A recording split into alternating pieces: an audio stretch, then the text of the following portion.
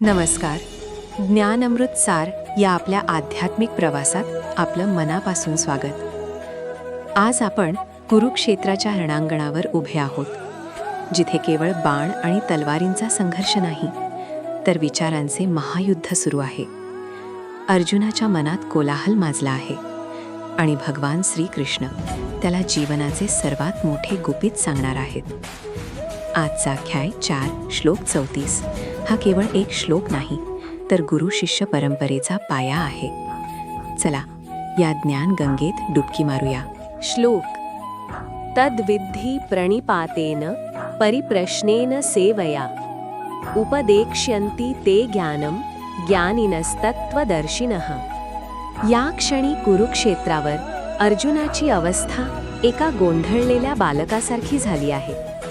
त्याला वाटते की कर्म सोडून संन्यास घेणे म्हणजेच ज्ञान.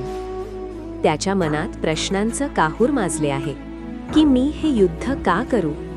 पाप आणि पुण्य काय आहे? श्रीकृष्ण त्याच्या चेहऱ्यावरील हा गोंधळ ओळखतात. अर्जुनाला आता केवळ माहिती नको आहे, त्याला आत्मज्ञान हवे आहे.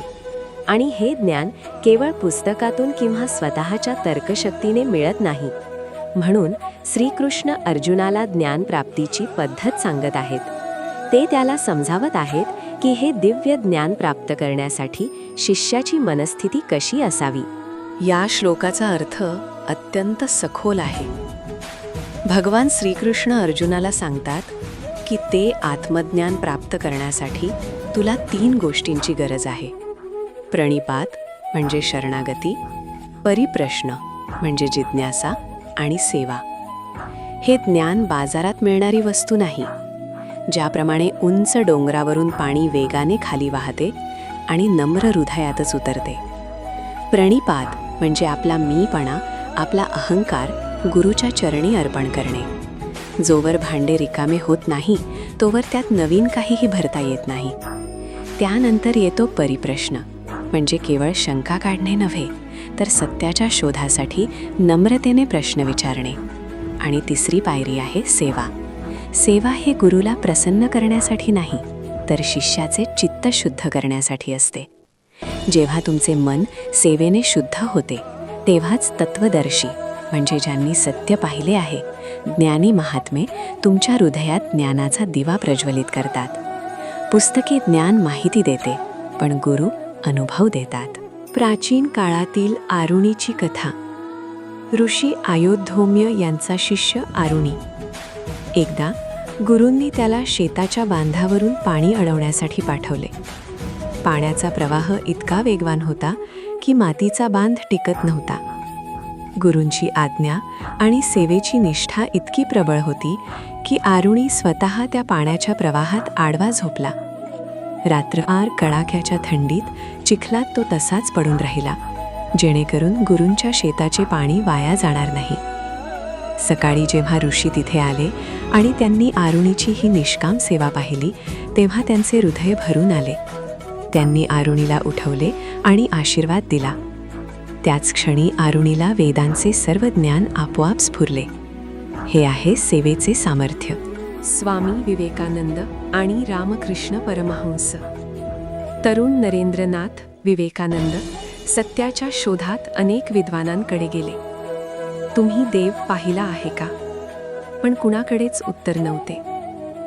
शेवटी ते दक्षिणेश्वरला श्री रामकृष्ण परमहंसांकडे गेले. तिथे त्यांनी तोच प्रश्न विचारला. रामकृष्णांनी उत्तर दिले, हो, मी त्याला पाहतो, इतकेच स्पष्ट जितके मी तुला पाहतोय. नरेंद्रांनी तर्क केला, प्रश्न विचारले, परिप्रश्न. त्यांची परीक्षा घेतली आणि कालांतराने पूर्ण शरणागती पत्करली. प्रणिपात. रामकृष्णांच्या एका स्पर्शाने नरेंद्राचे विवेकानंद झाले. एका जळत्या पणतीने दुसरी पणती पेटवावी, तसे हे ज्ञान संक्रमित झाले. आजच्या इंटरनेटच्या युगात आपल्याला वाटतं की गुगल आपला गुरु आहे.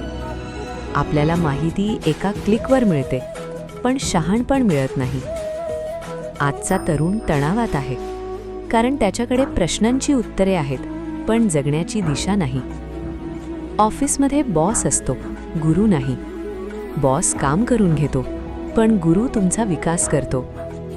जर तुम्हाला आजच्या कॉर्पोरेट जगात किंवा वैयक्तिक आयुष्यात शांती हवी असेल तर एक मेंटॉर किंवा मार्गदर्शक शोधा.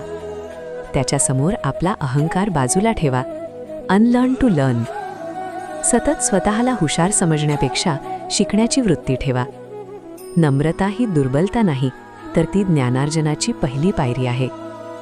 सारांश हाच आहे की अहंकार हा ज्ञानाचा सर्वात मोठा शत्रू आहे. जोवर तुम्ही वाकत नाही तोवर ज्ञान तुमच्याकडे वाहत येऊ शकत नाही. गुरु फक्त रस्ता दाखवतात, पण त्या रस्त्यावरून चालण्यासाठी लागणारी दृष्टी सेवेने आणि शरणागतीने प्राप्त होते. जर तुम्हाला या श्लोकातून तुमच्या मनातील प्रश्नांचे उत्तर मिळाले असेल तर ज्ञानामृत सार चॅनलला सबस्क्राईब करायला विसरू नका. हा केवळ एक व्हिडिओ नाही, तर ही एक आध्यात्मिक चळवळ आहे. बेल आयकॉन दाबा, जेणेकरून गीतेचे हे ज्ञान तुमच्यापर्यंत अविरत पोहोचत राहील. चला तर मग आपल्या मनातील अहंकाराचा त्याग करूया आणि सत्याच्या शोधात नम्र होऊया.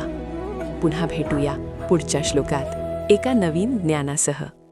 तोवर जय श्रीकृष्ण. ओम तत्सत.